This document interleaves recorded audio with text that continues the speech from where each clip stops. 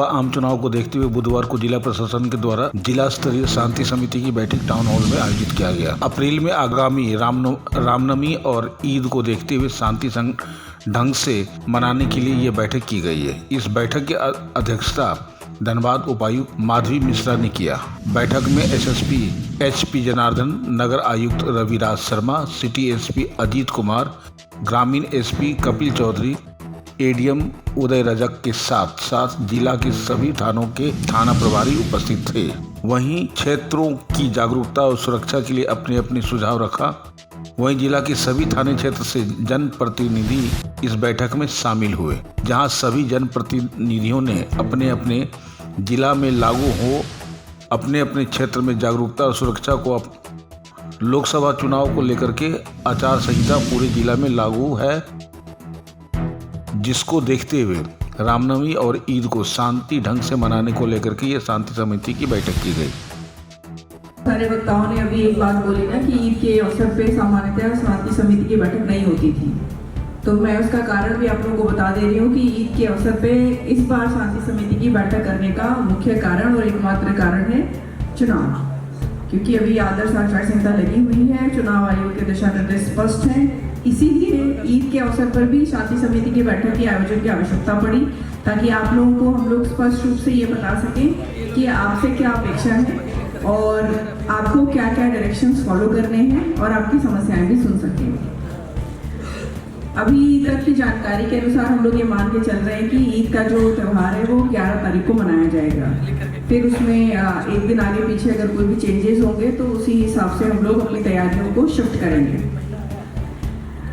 इसमें कुछ जो पॉइंट्स कुछ स्पीकर्स ने रेज किए हैं कि कुछ सेंसिटिव पॉइंट्स हैं, कुछ सेंसिटिव स्थल हैं, संवेदनशील पॉइंट्स हैं, जैसे कुछ मस्जिद हैं या कुछ ऐसे कुछ रास्ते हैं जहाँ पर विशेष फोर्स की आवश्यकता है, तो उसको संबंधित एसपी सिटी या रूरल ने नोट कर लिया होगा आई बिलीव, और संबंधित डीएसपीज और थाना प्रभारी ने भी, और वो अकॉर्डिंगली फोर्स डिप्लॉयमेंट उसी हिसाब से किया जाएगा। हम लोग को शेड्यूल भी दिया गया है 11 तारीख का, जैसा कि हम लोग मान के चल रहे हैं कि जब ईद का त्यौहार मनाया जाएगा तो 9 बजे तक आपकी सारी नमाज का जो शेड्यूल है उसके हिसाब से पूरा हो जाना चाहिए। एक बहुत पॉइंट रेस किया जा रहा है सफाई को लेकर के और पानी की व्यवस्था को लेकर के, तो सफाई को लेकर के नगर आयुक्त साहब यहाँ पर उपस्थित है, उन्होंने वो चीज़ें नोट कर ली हैं। पानी का व्यवस्था को लेकर के मैं बार बार विभिन्न मीटिंग्स में आप सभी को बोल रही हूँ कि आप सभी, क्योंकि आप सभी बार बार बोल भी रहे ना कि ऑफिसर्स तो टेम्परेरी हैं, हम लोग परमानेंट हैं, तो आप परमानेंट हैं तो आप ये जान भी रहे हैं कि धनबाद का जो वाटर लेवल है वो कितना डाउन हो चुका है, तो जाहिर सी बात है उसमें ये टेम्परेरी ऑफिसर्स का तो योगदान बहुत कम ही होगा, जो परमानेंट रेजिडेंट्स हैं उन्हीं का योगदान होगा। तो परमानेंट रेजिडेंट्स के योगदान में जो वाटर लेवल इतना नीचे गया है तो उन्हीं को फिर आगे आना पड़ेगा वाटर लेवल रिचार्ज के लिए। इसके लिए अगेन प्रशासन और राज्य सरकार और केंद्र सरकार बहुत सारे प्रोजेक्ट्स और स्कीम चला रहे हैं, तो बट उसमें आपका अगर कंट्रीब्यूशन नहीं होगा, आपका कोऑर्डिनेशन नहीं होगा तो ये कर पाना हमारे लिए बहुत मुश्किल होगा। इसी प्रकार से पावर कट को लेकर के भी कुछ पॉइंट्स रेज किए गए। आप अपने आसपास में अपने घरों में देख लीजिए कि क्या आपके घर में बिना बात के बल्ब, फैन, AC ये नहीं चल रहा है, क्योंकि डिमांड तो अनलिमिटेड है और सप्लाई बहुत लिमिटेड है। फिर भी जहाँ पर जेन्युइन इश्यूज हैं वो निश्चित तौर से एडमिनिस्ट्रेशन नोट डाउन कर रहा है। हम लोग की अभी इलेक्ट्रिसिटी डिपार्टमेंट से ऑलरेडी मीटिंग है इलेक्शन को लेकर के, तो उसमें भी हम लोग इस चीज़ को अलग से रेज करेंगे। बाकी ये आपको पता है कि अखाड़ों के समय में पावर कट रहेगा, वो समय और वो किस टाइम से किस टाइम तक कट होगा वो अखाड़ों का जैसा जुलूस निकलने का होगा उस हिसाब से इलेक्ट्रिसिटी डिपार्टमेंट तय करेगा। और जाहिर सी बात है कि safety of people is most important than convenience, ये चीज़ आप सभी लोग ध्यान में रखेंगे तो आपके लिए भी सहूलियत रहेगी। अखाड़ा को लेकर के बहुत स्पष्ट है कि जो रजिस्टर्ड अखाड़ाज हैं केवल उन्हीं को प्रोसेसर का परमिशन मिलेगा, नॉन रजिस्टर्ड तो कृपया आने का कोई तकलीफ ना करें और इस समय रजिस्ट्रेशन कराने की भी तकलीफ ना करें, क्योंकि ये सब करने का समय बीत चुका है, ये सब बहुत पहले किया जाता है। अभी आपका नया अखाड़ा है, अभी आप रजिस्ट्रेशन करना चाहते हैं, ऐसा बोल करके आप काम नहीं करेंगे। जो रजिस्टर्ड अखाड़ाज है वो अपना प्रोसेशन का रूट थाना प्रभारी के साथ मिल करके जो कन्वेंशनल रूट है हम उसी पर जाएंगे। कोई भी नया रूट आप मत बताइए कि वहाँ ऐसा हो गया, वहाँ रोड बन गया, वहाँ ऐसा हो गया। ये तो बिल्कुल, ये साल तो उसके लिए है ही नहीं। जो कन्वेंशनल रूट है, जो सेफ रूट है, ट्राइड एंड टेस्टेड रूट है, उसी पर प्रोसेसन निकलेगा। और उसके लिए थाना प्रभारी से आप संपर्क करेंगे, प्रॉपर आपको एज यूजुअल लास्ट ईयर भी, पहले भी आप परमिशन लेते हैं और इस साल भी आपको प्रोसेसन के रूट के लिए खास तौर से परमिशन लेना पड़ेगा। वॉलंटियर्स को लेके ऑलरेडी आपको बात बताई जा चुकी है। जो संबंधित अखाड़ा के ऑफिस बेयरर्स हैं, उन्हीं का काम है वॉलंटियर्स अपॉइंट करना, वॉलंटियर्स को ट्रेन करना और ये इंश्योर करना कि अखाड़े के समय में आपके वॉलंटियर्स वहाँ पर ससमय उपस्थित हैं और अखाड़ा के क्लोज होने तक उपस्थित हैं। ऐसा नहीं कि 1 घंटे खड़े हो गए, पैर दर्द हो गए, घर चले गए, फिर आप ही की रिस्पॉन्सिबिलिटी बनेगी। तो ये अच्छी बात रहेगी कि अगर आप पहले से ही कुछ ऐसे युवा लोगों को चिन्हित कर लें जो इन सब चीज़ों में इंटरेस्टेड हो। अभी कुछ लोगों ने इस पॉइंट को रेज भी किया, कई स्पीकर्स ने, और हम लोग भी बोलते आए हैं, अखाड़ों में कोई भी टाइप का शार्प वेपन या कोई भी ऐसी चीज जो कि अफेक्ट कर सकती है लोगों की सेफ्टी को, राइट, तो वो चीज़ आप बिल्कुल इंश्योर करेंगे कि कहीं भी कोई शार्प वेपन बिल्कुल कैरी नहीं करेंगे, शार्प आइटम कैरी नहीं करेंगे। ये ट्यूबलाइट टाइप का जो एक आइटम होता है ना, और उसको फिर कुछ तलवार टाइप के आइटम जिसको रोड पे मारते हैं, फिर उसमें स्पार्क होता है, ऐसा कोई काम आप करेंगे नहीं। क्योंकि अभी तो मैं लास्ट में आ रही हूँ, इस बार MCC है तो आपके ऊपर जो कार्रवाई होगी वो आप सोचेंगे भी नहीं। तो ये आप जो अखाड़े के ऑफिस बेयरर्स हैं, जो शांति समिति के मेंबर्स हैं, उनसे एक्सपेक्टेड है कि आप ओरिएंट करेंगे लोगों को, आप उनको बताएंगे कि ऐसा ना सिर्फ उनके अपने हित में है, आसपास के लोगों के हित में। पता चला कई बार जो व्यक्ति चला रहा होता है तलवार या जो भी इस टाइप के खेल हैं, उसको नहीं चोट लगती, सामने वाले को लग जाती है। हम सब ने ऐसे बहुत सारे केसेस देखे हैं कि मतलब इतना तक हुआ है कि उसका पूरा पेट पूरा कट गया। ऐसा भी इंसिडेंट हुआ है। अभी लास्ट रामनवमी के मैं केसेस बता रही हूँ, पूरा वो तलवार उसका बगल वाले खड़े हुए एक लड़के का पेट काटता हुआ चला गया। मरा नहीं, बच्चा बच गया, बट कुछ भी हो सकता था। और अगर ऐसी घटनाएं होती है तो उसके लिए कौन जिम्मेदार है, मुझे आपको बताने की आवश्यकता नहीं है। डीजे तो स्पष्ट है, नो डीजे। रीज़न भी कि आप सभी अपने प्रोसेसन का परमिशन लेंगे SDO से। 2 रीज़न से, एक तो सेक्शन 144 अप्लाइड है ऑलरेडी इंटायर डिस्ट्रिक्ट में, दूसरा आप परमिशन लेंगे इसका इनकोर पे, राइट। तो इनकोर पे जब आप परमिशन लेंगे तो आपको उसमें डीजे का ऑप्शन ही नहीं, तो आप ये सोचिए ही नहीं कि डीजे का कोई परमिशन हो ही सकता है। एक ही ऑप्शन अवेलेबल है उसमें, लाउड स्पीकर का, डीजे का है ही नहीं ऑप्शन। भागलपुर का नाम जैसे कहीं पर भी आप लीजिए, लोग क्या सबसे पहले मन में क्या आता है, क्लियर है। तो ये हमको कभी दरबार में लोग कोयला से जानता है, धीरे धीरे लोग बोलने लगे थे, तो यहाँ भी धीरे धीरे कम्युनल का बीज आ रहा है, प्रॉब्लम क्रिएट हो रहा है। ये हम लोगों को होने नहीं देना है। जैसे कि 2-3 हमारा वक्ता लोग बताया भी कि इसमें जितना रोल हमारा है उससे ज्यादा रोल आप लोगों का है। जो करता है समाज का ही लोग करता है, समाज का ही कुछ लोग शुद्रजीवी जो होता है, वो जिसको अमन चैन पसंद नहीं है, चाहे वो किसी और का फायदा के लिए कर रहे हो, चाहे वो बचपना के चलते चल कर रहे हो, तो हमको ऐसे लोगों को चिन्हित करके इन लोगों को हमको ठीक करवाना बहुत जरूरी है। ठीक करेगा, कहीं कोई दिक्कत नहीं होगा। जो प्रशासन की तरफ से जो भी कार्रवाई होना है हम लोग कर रहा है। इलेक्शन के चलते भी आप लोग अभी जान रहे हैं कि हम लोग बहुत लोगों को ऑलरेडी चिन्हित किया हुआ है 107 का कार्रवाई करने के लिए। 107, 108, 109, 110 प्रिवेंटिव कार्रवाई बहुत है। हम लोग ऐसे भी कुछ लोगों को चिन्हित कर रहा है, जिसके ऊपर हम लोग CCA का भी प्रपोजल करेंगे। अगर कुछ लोग ऐसा भी है, जितना भी हम लोग कार्रवाई करें, ये अपना बदमाशी छोड़ता नहीं है, ऐसे लोगों को प्रिवेंटिव अरेस्ट करने का भी प्रोविजन है। शायद हम लोग इस बार इसका भी इस्तेमाल कर सकता है। अमन और चैन धनबाद में बरकरार रखना आपका भी रिस्पॉन्सिबिलिटी और मेरा भी रिस्पॉन्सिबिलिटी, क्योंकि खास करके इस बार इलेक्शन का टाइम है। तो इसलिए हमारा जो फेस्टिवल अभी होने वाला है, चेती चट होने वाला है, आपका ईद है, उसके बाद हमारा रामनवमी है। रामनवमी में अखाड़ा निकलता है, ईद में भी निकलता है नहीं निकलता है। तो मतलब रामनवमी में हमारा निकलता है, तो हम लोगों को थोड़ा इस बार थोड़ा एक्स्ट्रा अलर्ट रहने की जरूरत है, क्योंकि यहाँ पे भीड़ बहुत होता है। क्योंकि हम जान रहे हैं ग्रामीण स्पीक के टाइम में हम हर जगह घूमते थे, हम जान रहे हैं यहाँ पे कितना भीड़ होता है। तो भीड़ में एक एक व्यक्ति पर निगरानी रखना आप लोगों का भी रिस्पॉन्सिबिलिटी, जो अखाड़ा का जो कमेटी है, कमेटी का प्राइम रिस्पॉन्सिबिलिटी, प्राइम टास्क है। अकेले नहीं कर पाएंगे तो आप अपने वॉलंटियर्स को तय कीजिए, लेकिन ये इंश्योर करना है कि आपका वॉलंटियर उस दिन नशा का सेवन करके ना रहे। तो फिर हमको आपका वॉलंटियर को भी उठा के ले जाना पड़ेगा। जैसे आपका वॉलंटियर को उठा के ले जा पाएंगे, फिर मतलब आप अखाड़ा का जो भी हमारा मैनेजमेंट है, मैनेजमेंट ये रिस्पॉन्सिबिलिटी से हट नहीं सकता। तो इंश्योर कीजिए आप लोग अच्छा छवि का अच्छा लड़का लोग अपना वॉलंटियर रखिए।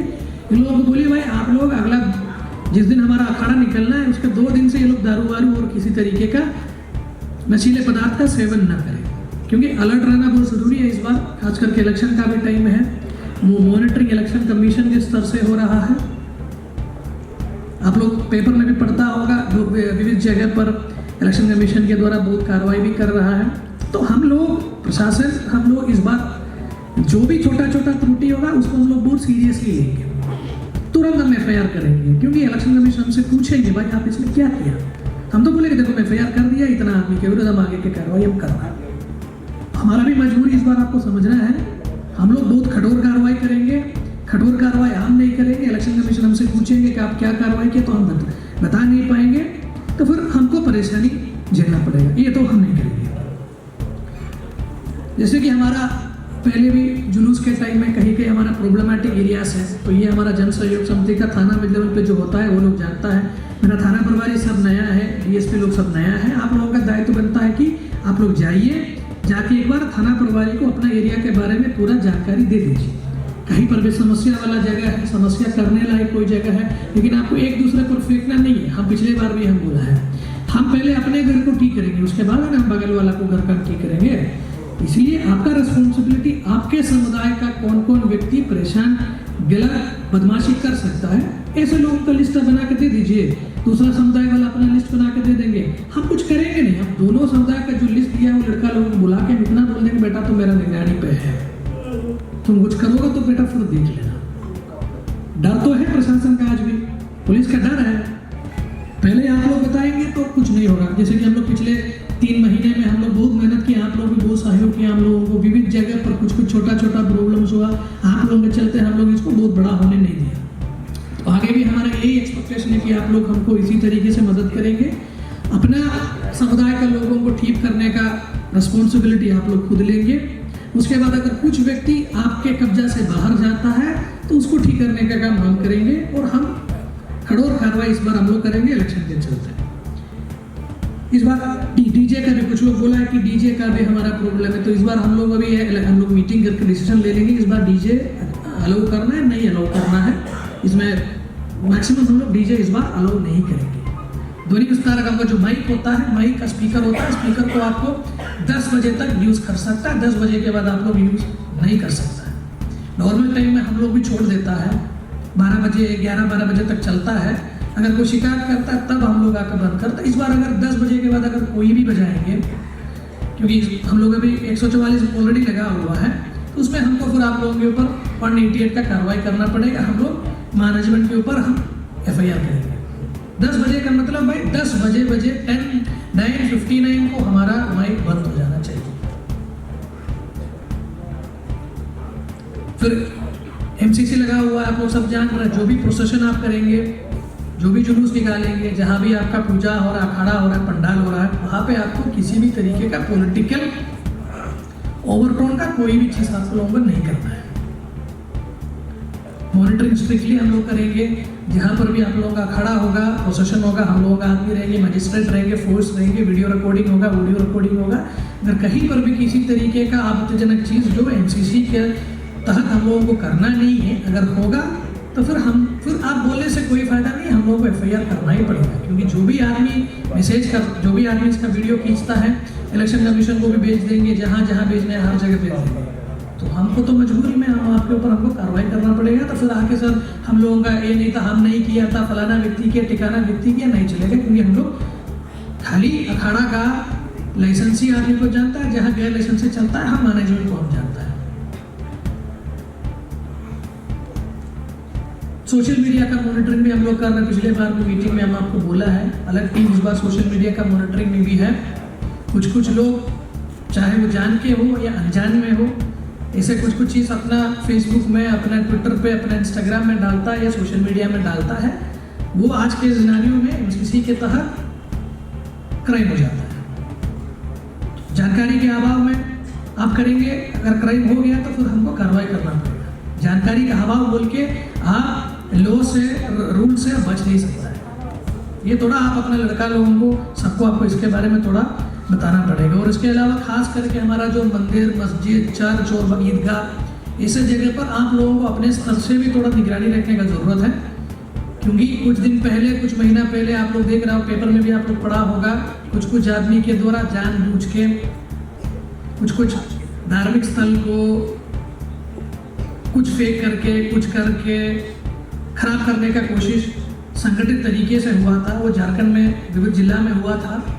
कोशिश तो करेंगे लोग, क्योंकि इलेक्शन का टाइम है। स्पर्धा क्रिएट करने से लोगों, जो आदमी को फायदा होगा वो क्रिएट करने का कोशिश करेंगे, लेकिन होने नहीं देना हमारा काम है। इसलिए आप लोगों को थोड़ा मंदिर, मस्जिद जैसे जो धार्मिक स्थल है, आप लोगों को भी अपने स्तर से भी थोड़ा नजर रखना है। अगर वहाँ पे अगर आपको किसी आपत्तिजनक सामान आपको अगर मिलता है तो तुरंत आपको थाना को बोलना है कि हम लोग जाके उसको ठीक भी करके, क्लीनिंग करके जो करना है हम लोग कर देंगे। लोग अच्छे लोगों की कदर करते थे। अच्छे के लिए ये रामनवमी और ईद अच्छा कैसे होगा? इसलिए अच्छा करने के लिए हम लोग क्या करना चाहिए? आज रात को देखते हैं डीआरडी ऑफिस के द्वार में दारू पीते हैं, कभी देखते हैं छठ तला में दारू पीते हैं, तो कभी बलियापुर चौक में दारू पीते हैं। ये सारी समस्या सबसे जड़ है बेईमानी का दारू। इसलिए इस पर प्रशासन को मैं ध्यान आकृष्ट करना चाहता हूँ कि इस मुद्दे पर ज्यादा से ज्यादा गंभीरता ले। कुछ नहीं होगा, शांति सब रहेगा। सिर्फ दारू पीने से गलती करता है लोग। बस मैं इतना कहूँगा। धन्यवाद, बहुत बहुत धन्यवाद महोदय। भी जस्ट लोकसभा चुनाव 2024 पर्व का शांति समिति का बैठक संपन्न हुआ, जिसमें डीसी मैम, एसएसपी सर और तमाम जिला के प्रशासनिक पदाधिकारी, एसडीओ, बीडीओ सभी लोग शामिल थे। साथ में इस शांति बैठक में सबसे महत्वपूर्ण बात यह है कि 11 तारीख को रमजान है और 9 तारीख को रामनवमी है, और इसमें सबसे ज़्यादा ज़रूरी है कि चुनाव पर्व भी है। अब इस दोनों का तालमेल सही बैठे, किसी तरह का कोई हादसा ना हो, कोई ऐसा माहौल ना पैदा हो जाए जिसकी वजह से एक नया तनाव क्रिएट हो और चुनावी उपक्रम में बाधा पहुंचे। इसको लेकर के तमाम इंस्ट्रक्शंस दिए गए हैं, सारी जानकारी दी गई है, ताकि आप जो है सुरक्षित रहें और सही ढंग से कोई भी पर्व को मना सकें, कोई वाद विवाद क्रिएट ना हो। समाज का भी उतना दायित्व बनता है जितना प्रशासन का है। सब लोग मिलजुल करके इस पर्व को मनाने का प्रयास करें। चुनाव का पर्व है और ये लोकसभा का, यानी कि भारत का सबसे बड़ा पर्व है, यानी कि धर्म से ऊपर का पर्व है। इसीलिए सारा प्रशासन जो है सख्ते में है और आदेश पे आदेश, शांति बैठक पर बैठक की जा रही है, सिर्फ इस बात को लेकर के कि पर्व सही सलामत बीत जाए, संपन्नता से हो और सफलता से हो। आप देख रहे हैं सब पर नज़र। मैं हूं निरंजन कृष्णा, कैमरामैन चंदू जी के साथ। नमस्कार।